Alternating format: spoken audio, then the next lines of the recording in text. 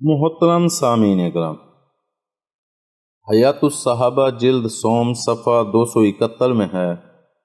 حضرت ابو درداء رضی اللہ تعالی عنہ فرماتے ہیں، حضور صلی اللہ علیہ وآلہ وسلم نے فرمایا، تم جو چاہے سیکھو لیکن اللہ کی طرف سے فائدہ تب ہی ہوگا جب تم سیکھے ہوئے پر عمل کرو گے۔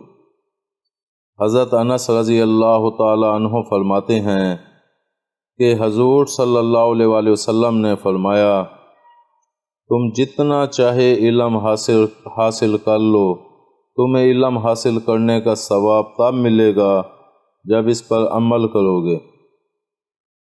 حضرت عبد الرحمن بن غنم رحمۃ اللہ علیہ کہتے ہیں کہ مجھے حضور صلی اللہ علیہ وسلم کے 10 صحابہ نے یہ واقعہ بیان کیا کہ ہم مسجد قباء میں علم سکھا رہے تھے کہ اتنے میں حضور صلی اللہ علیہ وآلہ وسلم ہمارے پاس تشریف لائے اور فرمایا، تم جتنا چاہے علم حاصل کر لو۔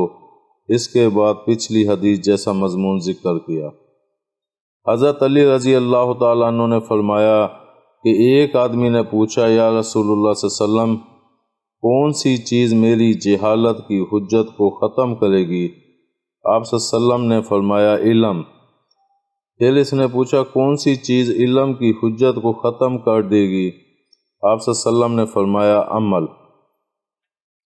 حضرت عمر رضی اللہ تعالی عنہ نے فرمایا، اللہ کی کتاب قرآن سیکھو، اس کی وجہ سے تمہاری پہچان ہوگی اور اس پر کل عمل کرو، اس سے تم اللہ کی کتاب والے ہو جاؤ گے۔